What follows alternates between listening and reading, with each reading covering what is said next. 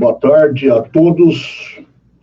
Darcio de Souza, presidente da ANPEN, Associação Nacional dos Policiais Penais. Estamos aqui na Rádio ACAPESP, da Associação dos Consultores, Assessores e Articuladores Políticos do Estado de São Paulo. Hoje é dia 3 de março de 2026. Estamos tendo a grata satisfação de estar recebendo aqui na Rádio ACAPESP o nosso amigo, deputado federal pelo PL de São Paulo, Coronel Thadeu. Coronel Thadeu, muito obrigado pela presença, né? Ter aceito o nosso convite, de estar aqui conosco para falar um pouco sobre o seu trabalho como deputado federal por São Paulo, na área da segurança pública. E tem dois assuntos muito importantes referentes à Polícia Penal, né? Que nós queremos conversar com o deputado federal Coronel Thadeu, que é sobre a questão da Lei Orgânica Nacional da Polícia Penal, que se encontra tramitando lá em Brasília, e também sobre um projeto de autoria do deputado federal Coronel Thadeu, né? Que é para anistiar os policiais penais que participaram da greve de 2014 e, em decorrência dessa greve, acabaram sendo exonerados. E o Coronel Thadeu, então, iniciou um projeto, né, de lei, lá em Brasília, visando a anistia desses servidores, né, que injustamente, aí, no nosso entendimento, foram exonerados. Então, eu gostaria de dar a palavra para o Coronel Thadeu, para que ele possa se apresentar e possa falar, então, sobre a sua trajetória política como deputado federal, que se iniciou em 2019. Vamos lá. Primeiro, Darcio, obrigado aí pelo convite. É um prazer grande estar aqui com você, bater esse papo aí, falar com todos os nossos irmãos policiais penais. E agradeço demais o convite, o espaço, a oportunidade. E tem muita coisa para a gente falar sobre polícia penal, né? Sobre polícia penal, sobre segurança pública, sobre ser funcionário público, né? Tem muita coisa. E você vai fazendo as perguntas e a gente vai conversando com a turma, batendo um papo aí. Espero que vocês curtam aí o bate-papo, que realmente o assunto... Ele dá para ver que toda vez que eu sento num podcast para falar sobre segurança pública, rapaz, como rende, viu? Como rende, às vezes rende pergunta, rende dúvidas, né? Eu não sei tudo, mas de qualquer forma a gente está aqui para bater esse papo. Tá. Coronel, com relação ao projeto da anistia dos policiais penais da greve de 2014, tem muitos colegas que vão nos assistir, que estão nos assistindo, que não sabem o que ocorreu, né? O que levou esses colegas a serem exonerados e o porquê do projeto que o senhor iniciou em Brasília para anistiá-los. Gostaria que o senhor falasse, por gentileza. Tá certo, vamos lá. Bom, primeira coisa, deixa eu só falar para a turma aqui o seguinte, fazendo só um resumo, né? Estou na política já há muitos anos, faço política desde os 19 anos de idade, né? Comecei muito novo fazendo política, e sempre aquela política de bastidor, de a gente poder ajudar alguém. As categorias, elas precisam ter representatividade na política, precisa. E a categoria mais, assim, reticente em participar da política, né, é a categoria da segurança pública. Hoje vocês estão aí como policiais penais, mas foi uma luta para poder chegar lá. Foi uma luta. Eu acompanhei muito de perto isso daí, né, conseguimos, virou polícia penal. Mas eu não sei porquê, rapaz, eu não sei qual é o medo que essas pessoas têm de participar da política. Eu sempre participei da política. Eu era aspirante, eu era tenente, eu era primeiro-tenente, eu era capitão, eu era major, eu era tenente-coronel. A vida inteira eu fiz política. A vida inteira. O brasileiro precisa participar da política. Se você não participa, você não sabe o que é. Se você não sabe o que é, você não pode falar. Eu vejo um monte de gente que não participa e só fica falando besteira. Fala besteira, porque não conhece a política, não sabe como é que o processo é difícil. É muito complicado. Você não é assim, eu quero e sai, estala o dedo e sai. Não. Pergunta para os líderes sindicais, eu posso citar aqui um monte de nomes aqui, né? Pergunta para eles se é fácil brigar por uma categoria, melhorias, salário, condições de trabalho.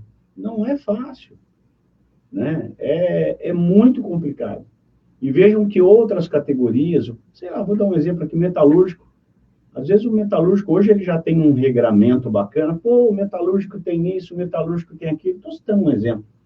Você pega um peão de obra, construção civil, pô, eles são obrigados a ter banheiro, ter isso, tem aquilo, mas isso é fruto de uma luta, né? É uma fruto de uma luta que alguém começou a cutucar, e uma hora aconteceu. Então, às vezes, se a gente está reclamando, é porque a gente não... Reclamar é uma coisa, trabalhar para buscar aquilo é outra. Eu queria que as pessoas, falo aqui francamente, queria que as pessoas, os policiais penais, reclamassem menos e participassem mais. Isso é bacana. Pode reclamar, claro, que se você reclamar, é a voz, é aquilo que você está sentindo. Pode reclamar, mas participe mais. Vai ter uma convocação, não fique em casa. Vai lá para a rua. Vamos mostrar força no movimento. Né? É isso que precisa. Eu sempre fiz isso, Darcio. Sempre fiz isso. Senão não ganha, filho. Exatamente. Não ganha. Aí você fala assim, precisa votar num determinado candidato. Não vou votar em ninguém. Então você quer ganhar como? A gente está aqui apresentando um candidato para te defender lá dentro. Uma coisa é a luta aqui fora na rua, outra coisa é a luta dentro do campo político, que é a Câmara de Vereadores, Assembleia Legislativa, Câmara dos Deputados, Senado Federal. Exatamente. São lá que são feitas as leis. Tu quer alguma coisa para o teu município, tu quer alguma coisa para o teu bairro, tu quer alguma coisa para a tua profissão, para a tua carreira, é lá que você tem que brigar. Agora, você não vota. Se nem isso você faz. Então, eu dou esse puxão de orelha, porque as pessoas, é o que eu mais vejo, reclamam de mais e fazem de menos. Eu reclamo, mas eu trabalho pra cacete. Todo dia eu estou na política. Estou brigando pela minha categoria, estou brigando pelo soldado, pelo cabo, pelo sargento, pelo policial penal, pelo guarda municipal, pelo policial civil, pelo policial científico, o tempo inteiro. Então, eu sempre fiz política. Numa determinada época da minha vida, eu resolvi ser candidato. A convite do nosso querido Major Olímpio, senador Major Olímpio. Você lembra muito bem disso. Sim. Um grande guerreiro. Faz muita falta. Nossa Senhora, eu tive com o Olímpio em quase todas as manifestações. Todas as manifestações. Tive com ele. Que precisa. Como político e como deputado. Como político, eu sempre fiz política. Sempre participei. Como deputado, principalmente. Tenho foto aqui no meu celular com a polícia penal, com os agentes socioeducativos. A gente sempre lutou por essas categorias. Né? Então, tem muita coisa que a gente pode resolver no campo político, mas muita coisa mesmo. Né? Mas tem que entender que são duas lutas. Uma é na rua mesmo, que a gente precisa fazer, e a outra é lá dentro das casas legislativas, né? Câmara de Vereadores, Assembleias Legislativas, no Brasil todo, e também na Câmara Federal e no Senado Federal. Então, pauta não falta, a gente tem... Isso aí não para, cara, é o tempo inteiro, é impressionante. Eu falei para você, eu estou fazendo, digamos assim, acho que 41, 42 anos de política, né, fazendo política, né, e a gente nunca parou de pedir as coisas, nunca. Será que a gente vai chegar um dia no ideal? Não sei, né? O trabalho é contínuo, né? O trabalho é contínuo, a gente precisa. Então, é bom aqui a gente bater esse papo, Darcio, e conversar com essas pessoas, né, para que as pessoas entendam da importância de participar do processo político. Essa é a primeira coisa, é a consciência, pô, eu tenho que participar. É obrigação minha. Sim. Eu estou lutando pela minha carreira, pela minha profissão, com os outros colegas, na rua, participando do processo político, escolher um representante, um cara que briga pela gente, um cara que levanta a nossa voz. E aí você me perguntou do projeto da anistia. Realmente eu protocolei. É uma injustiça o que fizeram, né, com os policiais penais, na época, agentes penitenciários, né? Aqui em São Paulo, demitiram eles porque eles resolveram fazer greve. Primeiro que é lícito fazer greve. É lícito. Para vocês é. Para os policiais militares, não. Nós somos proibidos. Os policiais civis, os policiais científicos, os policiais penais e os guardas municipais, é lícito fazer greve. Aí o que vem o governante? Fica putinho da vida, porque fizeram greve, manda todo mundo embora. Aí ele dá ordem, abre um processo administrativo e mete o pé na rua e o nego fala assim, ó, se vira aí com seus direitos, agora vai buscar justiça para reaver os seus direitos. Você não estava aqui infernizando a vida da gente, sendo que é um direito legítimo. Então eu fiz o projeto de anistia, está tramitando dentro da Câmara dos Deputados, justamente para a gente refazer essa injustiça, corrigir essa injustiça que fizeram com os policiais penais. E não tem só de policial penal, não. Tem projeto meu de anistia de policial militar também. Teve uma época aí que estourou greve em tudo quanto é estado. Espírito Santo, Minas, por aí foi. São 7, 8 estados. Estava eu e o subtenente Gonzaga nessa briga lá, normalmente por insatisfação salarial. Porra, chega uma hora que o Estado resolve judiar da gente, não quer dar aumento, não quer dar reposição inflacionária, a água vai subindo, cara. Todo mundo tem família para sustentar, tem que botar comida na mesa. Comprar o arroz, o feijão, o ovo, a carne. E aí como é que faz? Chega uma hora que o dinheiro não dá mais para você entrar dentro do supermercado e fazer uma compra de mês decente, para dar dignidade para sua família, você tem que gritar. Aí agora, se você grita, você é mandado embora, para. Não pode. Então, tem projeto da anistia lá, autoria minha. E só que é o que eu falei para você, Darcy. Eu fiz política a vida toda, fui eleito em 2018, então cumpri um mandato em 2019, 20, 21, 22. Em 22 eu fui à reeleição. Eu não fui reeleito. Faltou 899 votos. 899.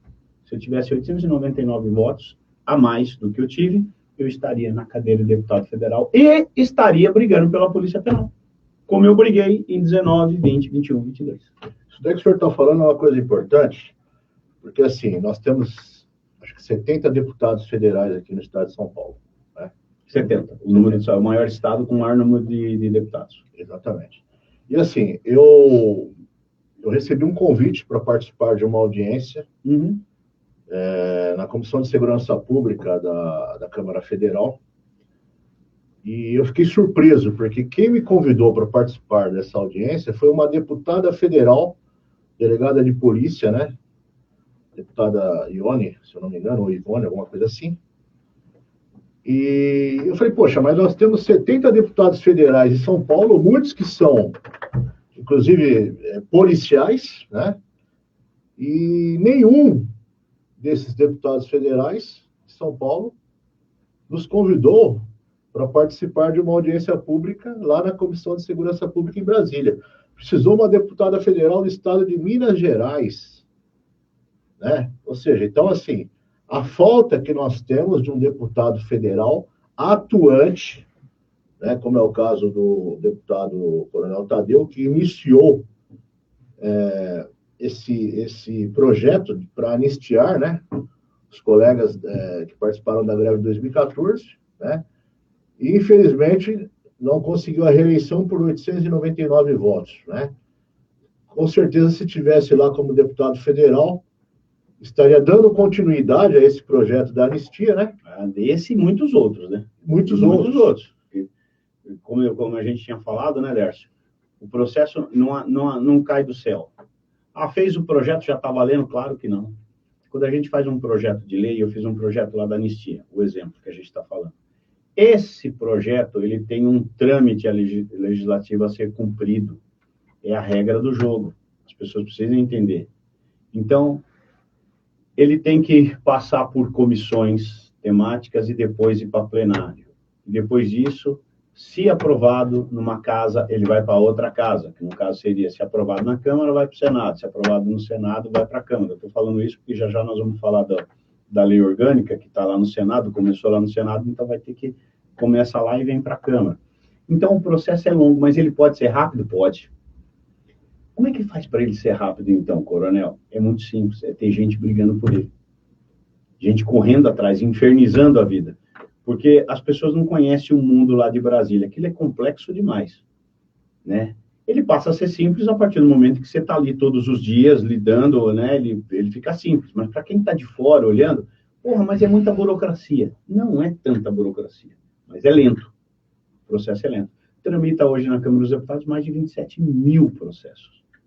Como é que faz para analisar todos os 27 mil processos se a gente trabalha terça, quarta e quinta-feira é só pauta de consenso, né? Pauta que dá discussão, né? É complicado. Agora, se você tem um deputado lá dentro cutucando, ele tem que passar por pelo menos 3 comissões, né? Pelo menos 3 comissões, e uma delas é a Comissão de Constituição e Justiça. Só que, pô, tem uma fila. Você fez o projeto hoje, tem 27 mil, ele vai virar o 27.001. E aí, como é que faz? Como é que você faz com 27.001 passar na frente do 1? Você entendeu? Esse é o jogo político que você precisa ter gente lá dentro para fazer. Então, ele entra numa comissão, vou dar um exemplo, Comissão de Segurança Pública, né? Você tem que chegar aí e conversar, política é conversa. Conversar com o presidente da comissão, às vezes ele é seu amigo, às vezes ele não é. Às vezes ele está fazendo o jogo do governo, às vezes ele não está. Então, tudo isso é medido, e esse é o cenário político que você enfrenta, porque às vezes você, não é o fato de fazer o projeto que é a certeza de ganhar. O fato de fazer o projeto é um alento para que aquilo pode dar certo em algum momento lá na frente. Pode ser um tempo curto, um tempo médio ou um tempo longo, tudo depende de quem está tocando aquilo ali, né? Se tem gente correndo atrás desse assunto para poder ser pautado. Então, aí o processo, ele fica longo, só que você, trabalhando ali em cima dele, você consegue facilitar a vida. Então, por exemplo, esse projeto da anistia, ele já foi aprovado numa comissão. A gente conseguiu fazer ser aprovado, só que agora precisa tramitar em outras comissões. Se não tiver gente lá para olhar por isso, não vai andar. Ele já passou por qual comissão? Segurança Pública, se eu não me engano. Deixa eu até pegar aqui. Eu acho que a gente faz a atualização, se você quiser ir fazendo algum comentário enquanto eu busco aqui. Foi importante uma observação que o Coronel Tadeu fez com relação a essa questão da conscientização política, né? Eu acho que o que nós precisamos, eu falo principalmente enquanto policial penal, né? Enquanto policiais penais, nós precisamos ter essa conscientização política. É participação, é conscientização, né? Ou seja, o nosso patrão é político, governador de estado. Sim. Né? E nós temos que entender, né, um pouco mais sobre a política, para a gente poder tratar com o nosso patrão, para a gente poder avançar com os nossos projetos. Né? Eu me lembro que eu estive lá na Marcha pela Polícia Penal, em Brasília. Foi no mês de agosto de 2019, não me recordo agora o dia, mas foi no dia que estava sendo votada a segunda votação da reforma da Previdência, né? E, inclusive, foi estratégico, né, esse movimento da Marcha pela Polícia Penal, por quê? Porque nós sabíamos que estariam praticamente todos os deputados lá, né, em Brasília, em decorrência da votação, então, da segunda votação da reforma da Previdência. E aí eu me recordo que nós nos dividimos lá, né, o pessoal que era do Rio de Janeiro, então, iria nos gabinetes dos deputados federais do estado do Rio de Janeiro, né? E nós, de São Paulo, iríamos nos gabinetes dos deputados federais do estado de São Paulo, no caso, 70 gabinetes, né? E assim por diante, o pessoal do Sergipe iria buscar lá contato nos gabinetes dos deputados federais de Sergipe, Rio Grande do Sul, enfim. Nós nos dividimos dessa forma. E eu me recordo bem que eu e o nosso grande amigo, né, o Edson Melé, que inclusive é o secretário-geral do Sindasp, né, junto comigo, nós fomos, então, em diversos gabinetes de deputados federais aqui no estado de São Paulo. Né, conversamos com alguns deputados. E aí, Darcio, você pode dizer, sabe, é fácil fazer isso? Não. Não é. Porque como é que você consegue falar com o deputado?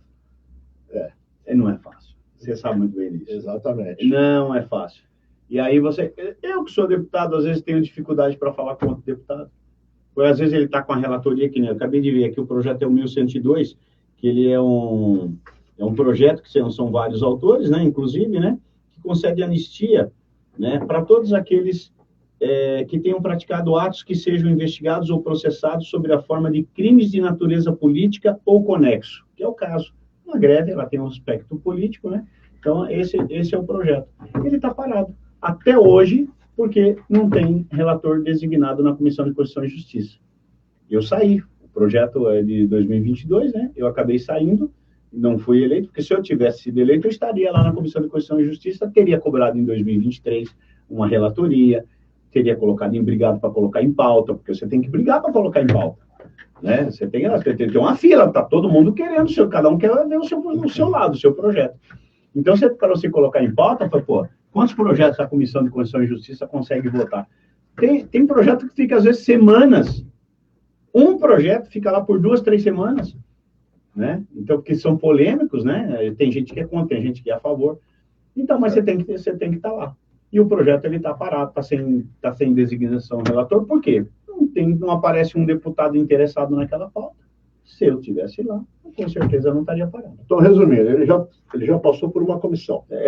Não, desculpa, ele não passou. Ele está travado ainda na Comissão de Constituição e Justiça, que é a primeira. E provavelmente, quando ele vai direto para a Comissão de Constituição e Justiça, é sinal de que ele é terminativo, ou seja, ele não precisa passar por outras. Então, ele vai da Comissão de Constituição e Justiça direto ou para plenário ou direto para o Senado. O normal seria o seguinte: todo projeto de lei passar por 3 comissões, depois ser aprovado em plenário. Tanto do lado de lá do Senado, como do lado de lá da Câmara, do lado de cada Câmara. Seria isso. Mas tem projetos que, pela sua especificidade, às vezes ele não passa por 3 comissões, passa por uma só. E às vezes ele passa por uma e vai para o plenário, e às vezes não vai nem para o plenário. A comissão decide e vai direto para o outro lado. Vou dar um exemplo aqui. Um projeto que eu fiz sobre o seguro seringueiro. Você sabe que a pesca tem o seguro pesca, né, que chama Defeso. Né? De outubro a março, o pescador não pode pescar, fecha a pesca. O que o governo faz? Defeso. Ou seja, eles recebem um valor durante esse período que a pesca é fechada. Eu não sabia disso, aprendi. O seringueiro, quem mexe com seringa, né, sangrar a seringueira para tirar a borracha. Eles também têm um período do ano, se não me engano, são 4 meses, que eles não podem trabalhar. Porque não tem extração de seringa. A árvore precisa amadurecer para poder ir lá e riscar a árvore para poder extrair a seringa, a borracha. Então, eu fiz um seguro desses 4 meses para o seringueiro. Ele está numa comissão. Se aprovar naquela comissão, não vai para plenário, já vai direto para outra casa. Então, pode acontecer de ter um andamento. Quem determina isso é a Secretaria-Geral da Mesa. É eles que vão definir. Vai passar por 3 comissões, depois vai para o plenário, ou vai passar em uma comissão só e de lá já manda para o Senado. Ele é terminativo, que a gente chama, né? O termo correto é dizer assim, ó, esse projeto é terminativo em tal comissão. Então, no caso aqui, pelo que eu estou vendo, ele é terminativo na Comissão de Constituição e Justiça e depois deve ir direto para o Senado. Então, mas precisa ter alguém lá para cutucar. E o senhor sabe me dizer quantos agentes penitenciários aqui de São Paulo, quantos colegas que... Não sei. Teria que ler o projeto, porque com certeza se deve estar no projeto, mas que seja o projeto já é justo, que um tenha sido injustiçado, mas eu acredito que deve ser mais. Tem aí não vou lembrar mais o nome dele, ele tinha me falado esse número, eu não lembro se são 17 ou 37, é um número que está vindo na minha cabeça, mas certo. Eu não lembro exatamente o número, não vou chutar, mas se for já vale o projeto. Com certeza. Mas são mais. E tem colegas que... Você já estava nessa época aí, não estava? Estava, entrei em 98 no sistema. Não é assim um número assim, de 100, 200, nada disso, é algo assim pequeno. Coisa de dezenas, 1, 2 ou 3 dezenas, eu lembro. Tá? Mas são pessoas que estão aí, muitos já estavam até próximos de aposentar. E aí toma uma invertida com essa. Perde emprego, né? E as famílias são punidas, né? E na realidade... Perde a função pública, né? Perde todo esse tempo de contribuição, porque bem ou mal ele contribuiu por uma previdência do Estado, né? E aí ele vai ter que ir para a rua, vai ter que, para poder ter direito à aposentadoria, vai ter que contribuir com o INSS aqui fora, mas perdeu todo aquele tempo. Então, realmente traz uma dor de cabeça terrível para o cara. Com certeza. E sem falar que, em decorrência desse problema também, dessas exonerações, né? Isso aí traz também para a própria categoria, o pessoal fica meio assim, aquado, né? Uhum. Com relação a participar de uma luta que, como o senhor colocou no começo, né, é justo. Uhum. O servidor reivindicar melhores condições de trabalho, melhores salários, né? Já que a área de segurança pública é uma área tão importante para o nosso país, né? Nós vemos aí casos de feminicídios, né? Antigamente a gente recebia muito pouco preso no sistema prisional dessa questão de agressão às mulheres, né? De uns anos para cá, explodiu. Imagina. Eu, às vezes, faço lá o alvará de soltura e saio preso lá. Aí você pergunta, não, eu estou na Lei Maria da Penha. Uhum. E é muita gente que hoje está no sistema prisional por essa questão aí. Uhum. E a questão dos feminicídios, né? Infelizmente, uma questão que tem que existir aí alguma coisa por parte do governo federal, os governos estaduais também, para a gente conseguir travar essa questão dos feminicídios aí, que isso aí virou uma doença. Virar valentões aí de uma hora para outra, né? E é um absurdo, porque o camarada nasce de uma mulher, né? E matando mulheres, então precisa ser feito algo no sentido, toda a sociedade tem que se unir, não só os governantes, mas para a gente poder combater essa questão aí da agressão às mulheres e os feminicídios. Mas assim, voltando ao nosso assunto, é um projeto que está então parado em Brasília. E o senhor ficou um período agora como deputado federal. Sim, né? Eu fiquei de terceiro suplente. E no momento em que a Carla Zambelli foi embora do Brasil para a Itália, tinham 2 deputados fora já, que era o secretário de Segurança, o Derrite, e o Eduardo Bolsonaro, que estava nos Estados Unidos. Então, a Carla Zambelli é o terceiro deputado a se afastar da legenda do PL aqui de São Paulo.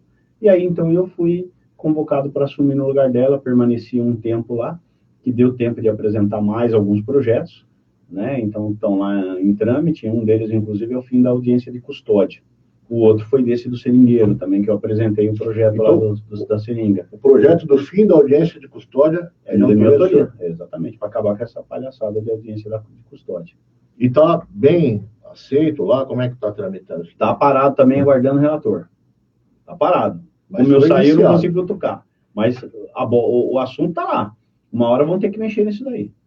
Né? Se Deus quiser, eu volto o ano que vem como deputado e aí eu vou cutucar. Né? Novamente, né? Vou cutucar. Eu não lembro se está na Comissão de Segurança Pública, eu acredito que esteja na Comissão de Segurança Pública. Logo, eles vão mexer com esse assunto. Né? Alguém vai ver que tem esse assunto lá e se eu tiver lá, voltar, que eu vou disputar a eleição esse ano, né? Sou pré-candidato a deputado federal novamente, né? E aí vamos trabalhar todos esses projetos meus que precisam ser... preciso de andamento, né? Mas se eu não estiver lá para cuidar do que é meu, ninguém vai cuidar por mim, pode ter certeza. Sim, mas o senhor tem alguns amigos que o senhor fez lá, né? Sempre tem um ou outro, né?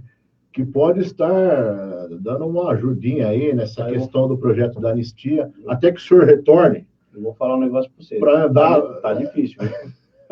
Vocês acham que a gente tem amigos? Mas não tem, não. Se não for lá e não batalhar e não pedir... Né, eu diria para você o seguinte, se vocês têm os representantes, infelizmente eu não estou lá, senão vocês sabem que vocês poderiam contar comigo 1000%, né? 1000%. Vocês, os agentes sócios educativos, que têm pautas lá também, a Polícia Militar, a Polícia Civil, as guardas municipais, vocês tinham um parceiro lá, E eu sempre lutei por vocês. Né? Sempre atendi todos, a toda hora, o tempo inteiro. Quer que nós vamos brigar agora? Porque eu viro um instrumento de vocês lá. Deputado, fala um pouquinho para a gente sobre como é que foi lá a aprovação da Polícia Penal. O senhor estava lá, né? Pô, PEC 372. PEC 2019. 2019. Não, a PEC não é de 2017. Ela é de 17. Ela foi aprovada em 2019. Mas ela começou no Senado. E eu acho exatamente. Ela começou no Senado, foi para a Câmara. E é uma luta que a gente teve lá, porque primeiro tem que dar parabéns para quando vocês conseguiram colocar uma PEC lá. Teve algum movimento dos agentes penitenciários na época, né? Dos dos ASPs e dos AEVPs, né? que conseguiram fazer com que um político fizesse a PEC. Aí fez a PEC, tem que brigar para andar. Aí brigou para andar, andou no Senado, depois veio para a Câmara. Quando eu cheguei, já estava na Câmara. Ela já tinha sido aprovada, inclusive, em comissão especial, porque para toda PEC tem que ter uma comissão especial. Faltava pautar e aprovar. Foi 1 ano batalhando. 1 ano ali infernizando a cabeça do presidente da casa, que era o Rodrigo Maia. Rodrigo Maia, do Rio de Janeiro. E os líderes dos partidos. Sim. Porque tem que ter concordância dos líderes do partido. Então, é o tempo inteiro, indo na reunião de líderes, falando, dá licença, posso falar, PEC 372, a gente precisa votar isso aqui por conta disso e tal. E depois, antes de botar em votação, você também tem que conversar com o plenário, falar com os deputados, isso aí dá trabalho. Conversar com o outro, vai dizer que você é contra, tá? Porque se você é contra, vamos tentar convencer o cara do contrário, por que você é contra? Então, foi uma luta para a gente conseguir. E aí, em dezembro de 2019, a gente conseguiu aprovar, graças a Deus. Eu não lembro direito, mas foi na primeira quinzena ali Eu lembro que o plenário estava cheio. Dia 6 de eu dezembro. não lembro exatamente a data. Mas foi... 4 de dezembro. 4 de dezembro, então. Foi muito bacana ver aquela galeria lá em cima, lá, no caso, a arquibancada, né? O pessoal não entende muito bem, mas tem uma arquibancada lá, né? Sim. O pessoal entra na Câmara e olha para baixo. Então, a gente vê os deputados lá embaixo votando, né? É diferente do estádio... É igual ao estádio mesmo, né? Que os jogadores ficam aqui embaixo e a arquibancada fica em cima. Então, mas a gente chama de galeria. Então, aquelas galerias estavam cheias, foi uma grande vitória, foi um grande dia aquele lá, muito, muito legal. Foi realmente... aprovar a Polícia Penal. Eu lembro que eu estava de plantão, né? Trabalhava à noite lá no Centro de Progressão Penitenciária Feminino do Butantã, e eu lembro que estava todo mundo apreensivo, né? Porque ela seria votada, foi votada à noite, inclusive, né? Foi à noite, exatamente. E aí, é hoje que vai ser votada, e a gente dá aquela apreensão, naquela torcida, e realmente, quando saiu o resultado, parece que o nosso time tinha ganho um título. Parecia exatamente. Então, parecia que tinha ganho um campeonato mesmo, né? Exatamente, assim, então foi muito marcante, porque assim, a Polícia Penal, ela começou através do deputado Newton Lima... 6 de novembro, não dezembro, 6 de novembro, PEC 372 de 2017, né? A relatoria foi do Léo Moraes, né, deputado de Rondônia, foi ele que relatou, e aí a gente conseguiu aprovar, foi bacana. Nesse dia foi muito legal. Esse foi 6 de novembro de 2019. Isso daí é marcante, né? Claro, para mim foi uma das votações mais marcantes, porque, poxa vida, é uma história, você faz parte da história. Né? Quanto tempo, criar uma nova polícia. Exato, e a gente sabe que era importante a gente ter o caráter de polícia para vocês ali, dentro dos presídios, nas escoltas, para tudo quanto é lado, né? Eu sempre enxerguei dessa forma, né? Porque a polícia, uma determinada época da vida, a polícia militar, ela tomava conta das muralhas. Sim, eu cheguei a polícia fazia escolta, faz escolta de preso, né? Eu não cheguei a ver polícia dentro do presídio, mas eu vi a polícia militar nos muros, fazendo a contenção física e fazendo as escoltas, é o que vocês faziam. Então, por que vocês não poderiam ter esse aspecto de polícia? Era muito justo essa coisa. Então, eu fiquei muito feliz de ter votado a favor e, principalmente, ter atuado para convencer aqueles que não sabiam, não conheciam a realidade de vocês, também votarem a favor. E ela teve uma votação muito boa, votação muito expressiva, né? Foi por unanimidade, né? Não lembro se foi, vamos ver aqui. Por unanimidade, eu lembro. Vamos ver se foi, pô. Bom, tentar achar aqui a votação no dia 4. Verdade. A promulgação foi do dia 4 de dezembro. 4 de dezembro. A promulgação foi por isso que eu tenho o mês, mas foi dia que é o dia 6 de novembro. Dia do policial penal, 4 de dezembro. 4 de dezembro, né? Dia do policial penal, que é o dia da promulgação. Exatamente. Muito bacana. Já eu acho que como é que chama? A votação da PEC 372, por quantos votos foram. Né? A gente vai ver aqui rapidinho, na tramitação. Bom, então o senhor é pé quente, né? Eu entrei e já entrei com uma pauta boa. Olha aí que legal. O senhor participou da aprovação da Polícia Penal brasileira. Isso. Né? E, então, eu acredito que esse projeto do senhor também dá anistia aí para os colegas da greve de 2014. Pô, rapaz, já pensou eu estar lá para voltar também... lá para o cargo de deputado e conseguir mexer com isso de novo? Que bacana que não vai ser. Vai ser uma segunda grande vitória. Né? Verdade, vai ser uma segunda grande vitória. Tô chegando aqui, ó. Olha, não foi por unanimidade. Não foi? Foi quase, 385 votos sim e 16 não.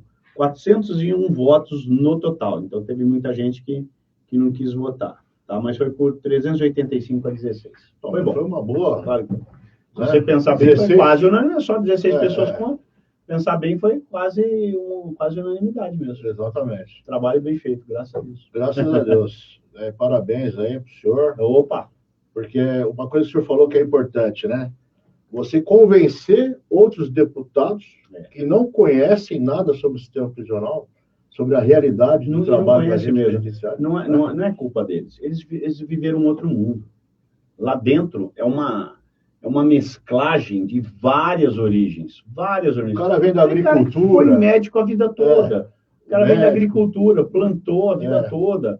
Né? Então, você tem vários segmentos da sociedade. Você tem indígenas que não sabem nada do que é o sistema penitenciário.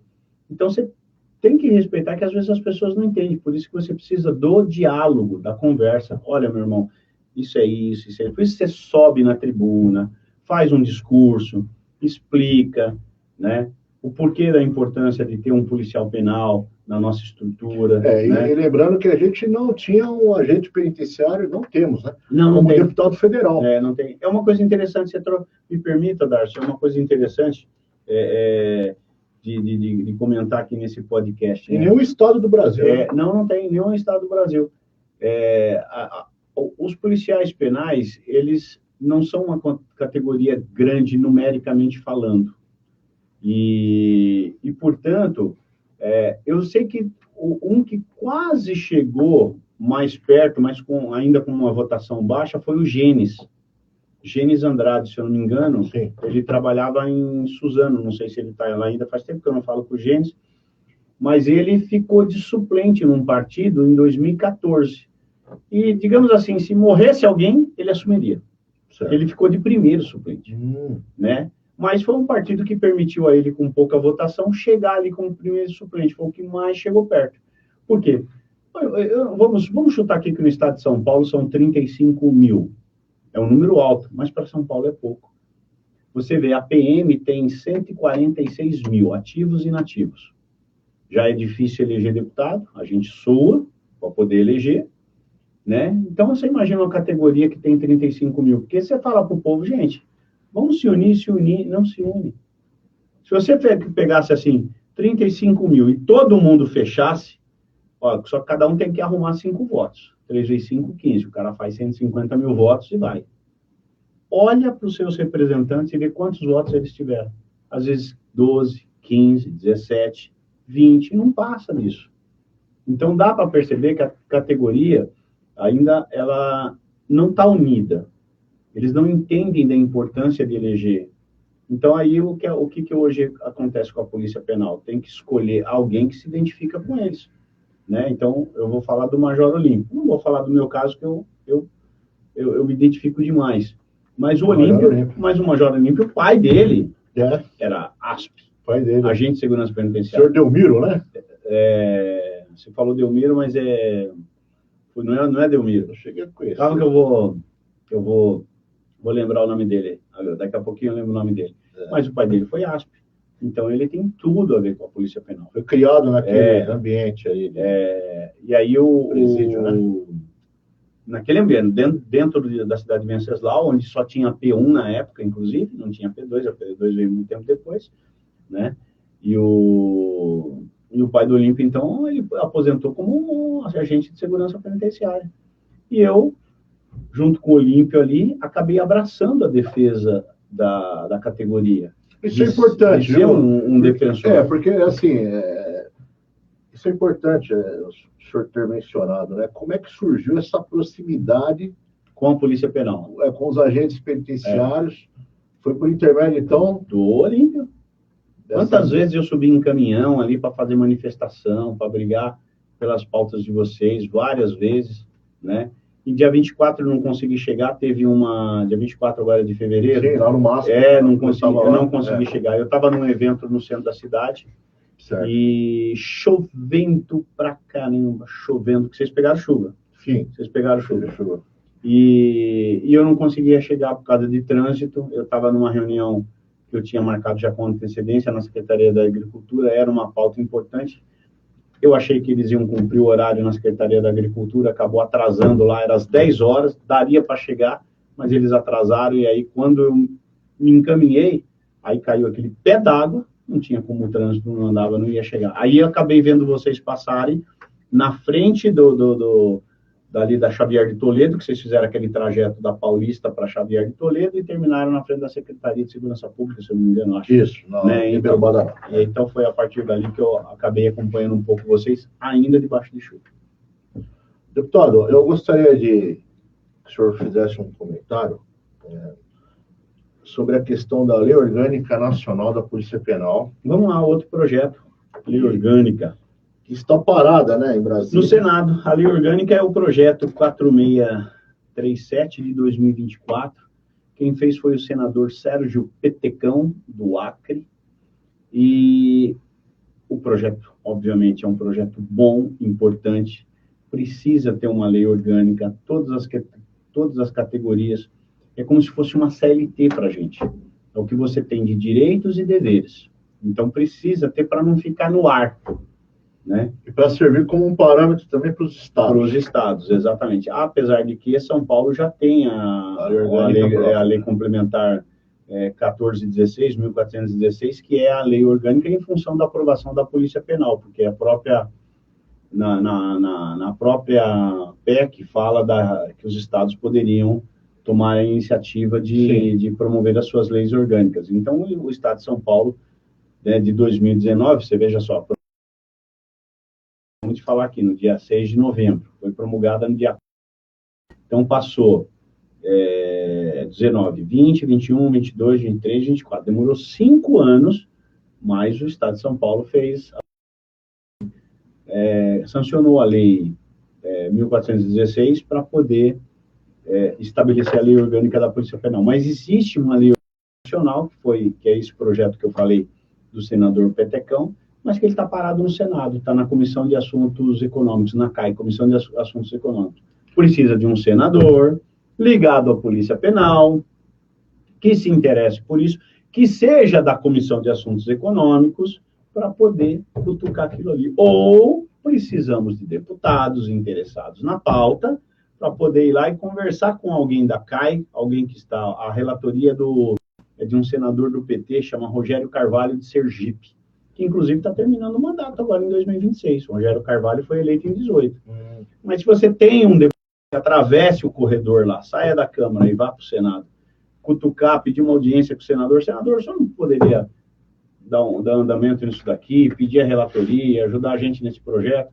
Às vezes você não tem um senador, mas você tem para fazer isso. Olha a importância de você ter representantes nas casas legislativas. Exatamente. Então, ele está parado, infelizmente está parado, eu não posso dizer nada, está parado. Mas esse projeto começou no Senado? Ele começa no Senado, né, porque ele é de 24, é recente, tem 2 anos, né? Ele começa no Senado. Então, a casa iniciadora é o Senado, a casa revisora é a Câmara. Se aprovar no Senado e mudar a essência do projeto na Câmara, ele volta para o Senado.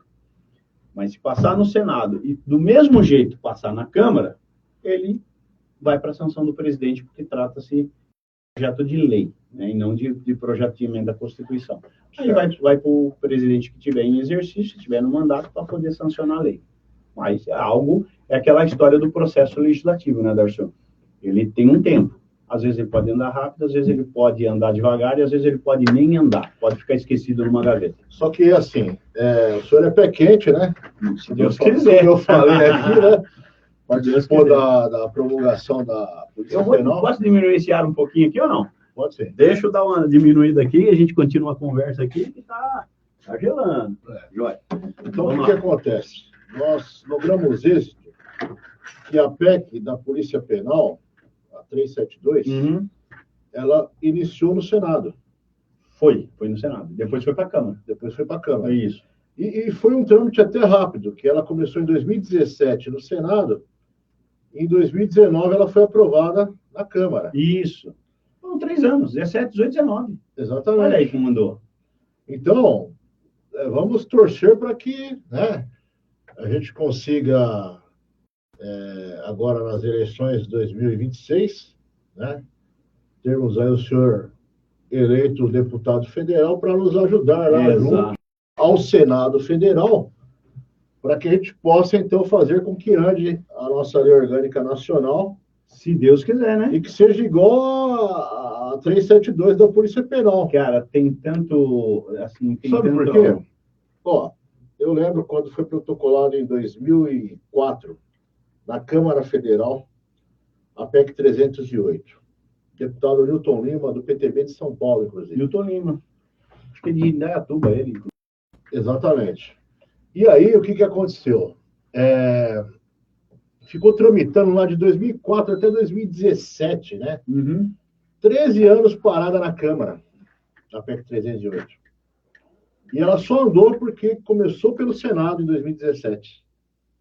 E aí, em 2019, veio para a Câmara e foi aprovada. Foi em outubro, acabei de checar aqui, foi em outubro de 17, então demorou exatos 2 anos. Começou em outubro de 17, outubro de 18 e outubro de 19. Então, basicamente, foi 1 ano no Senado, 1 ano na Câmara e resolveu o problema. Olha que beleza. Então a chance da gente, de repente, ter a lei orgânica também, iniciando lá pelo Senado e depois indo para a Câmara, e sendo até um trâmite mais rápido, ela existe, né? E claro que existe, sem dúvida. Tem que ter gente para cutucar. É aquilo que eu sempre falei. Se não tiver ninguém interessado naquilo, vira letra morta. Vai para a gaveta e nego esquece. Agora, se tem alguém interessado correndo atrás, né, e conversa, e vai tomar café, e pede uma agenda, pede isso, pede aquilo, as coisas andam. Tá, e com relação à lei da anistia, o senhor acredita que ela passa também pelo Senado? Tem que passar. Mas não chega a ir para o plenário da Câmara Federal? Pelo que está aqui, não. Pelo que está aqui, é claro que pode sempre ter alguém no meio do caminho, isso existe a possibilidade e é legal, está previsto no regimento. Se algum deputado inventar de fazer um requerimento pedindo para isso ser pautado em plenário, a Secretaria da Mesa pode deferir favoravelmente. Então, ao invés de ser aprovado na Comissão de Constituição e Justiça e ir direto para o Senado, pode ter um atrasozinho aí, né, em função de algum pedido e ter que ser pautado em plenário na Câmara. E, normalmente, os caras fazem isso para atrasar o lado. Né? Mas pode acontecer. Mas do que está hoje, a tendência é ser aprovado na Comissão de Constituição e Justiça e direto para o Senado Federal. Eu queria fazer uma outra pergunta para o senhor. Nós tínhamos um projeto que foi... Ele começou lá junto com a PEC 308, em 2004, que era a PEC 300, né? Estabelecia um piso nacional para as polícias, né?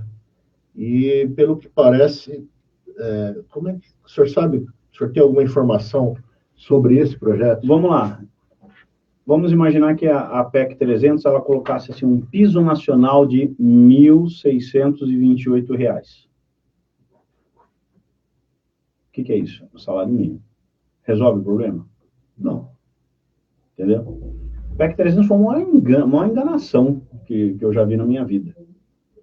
E ainda falava, pior que isso, que ainda falava que quem ia completar esse salário, se fosse completado, se tivesse a necessidade, seria o governo federal. Você acha que o governo federal tem dinheiro para pagar aí 700, 800 mil policiais no Brasil inteiro? Se já sofre para pagar 1 milhão de funcionários públicos que eles têm, né? Porque hoje o governo federal tem 1 milhão de funcionários públicos. 1 milhão, é gente pra caramba.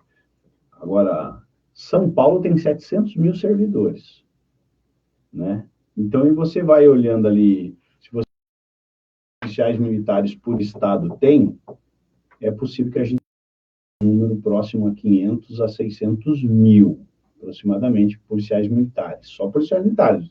Agora, penais estão mais ou menos em torno de 100 mil. 100 mil. Então, vamos imaginar que você vai ter aí de 800 a 1 milhão de policiais. Você acha que o governo federal hoje tem condições de fazer um aporte financeiro disso para ficar completando o salário de funcionário que não é dele?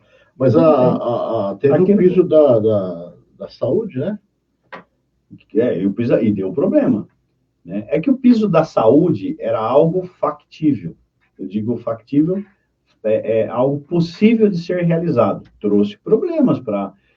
Tem municípios que pagavam até mais do que o piso, mas tem municípios que pagavam menos e tiveram que completar, então eles tiveram dificuldades. Porque, às vezes, não estou falando de ser justo ou não justo, mas é só para dimensionar o problema que você pode ter pela frente. Às vezes você cria um projeto de lei que é mais oba-oba do que qualquer coisa, porque ele nunca vai ser realizado.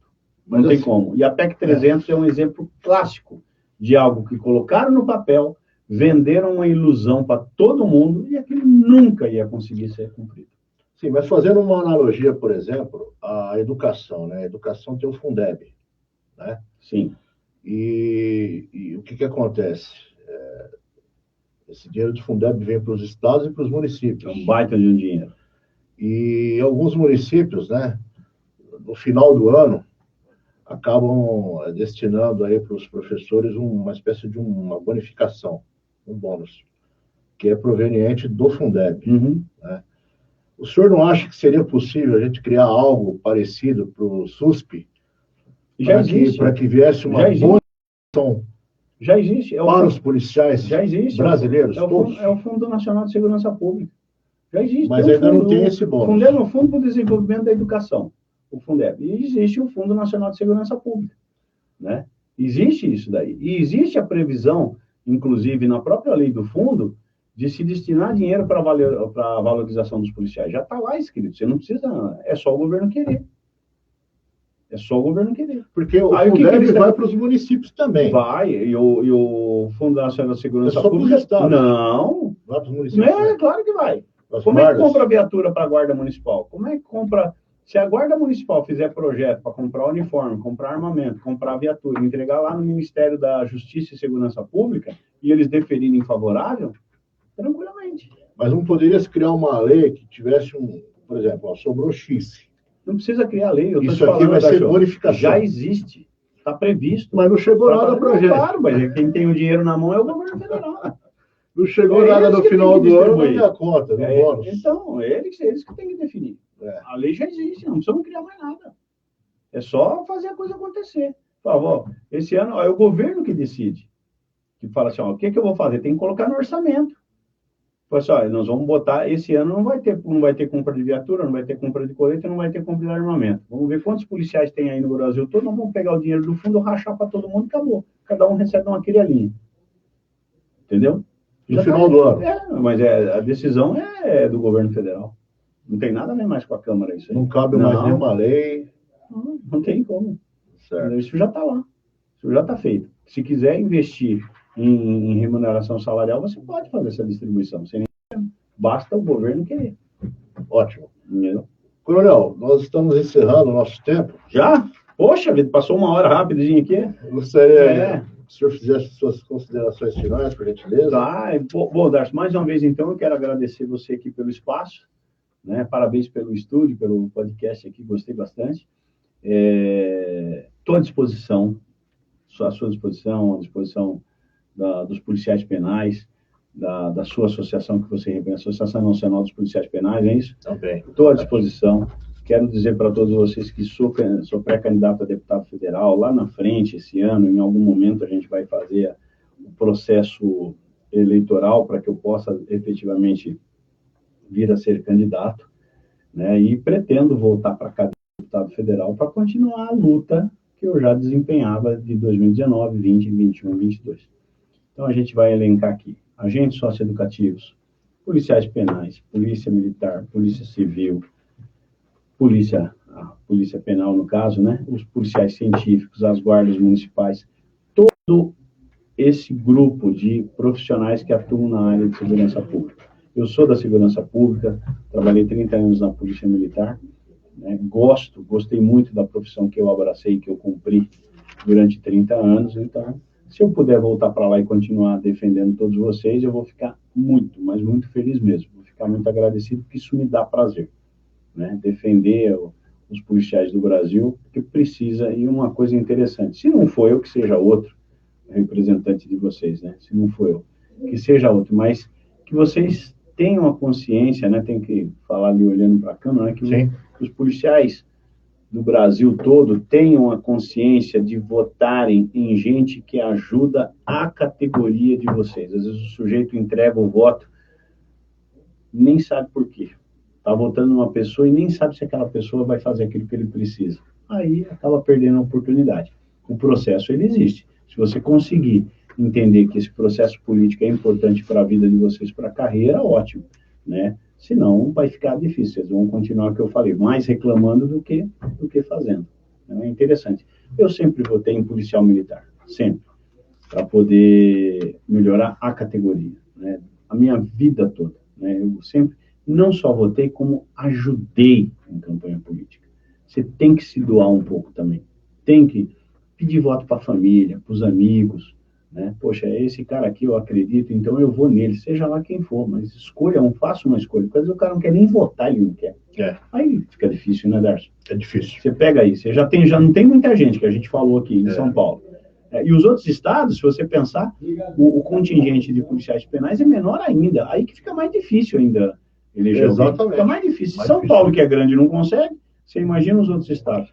Então, é essa consciência que eu desejo a todos vocês aí nesse ano de eleição. Legal.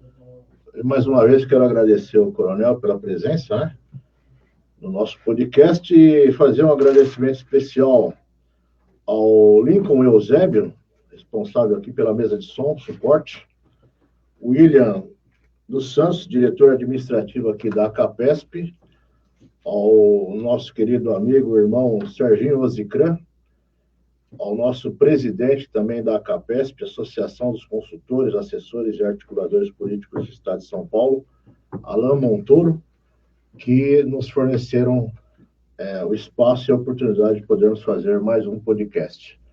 Gratidão a todos que nos acompanham aí ao vivo e um grande abraço a todos em nome da Associação Nacional dos Policiais Penais. Muito obrigado. Encerrado.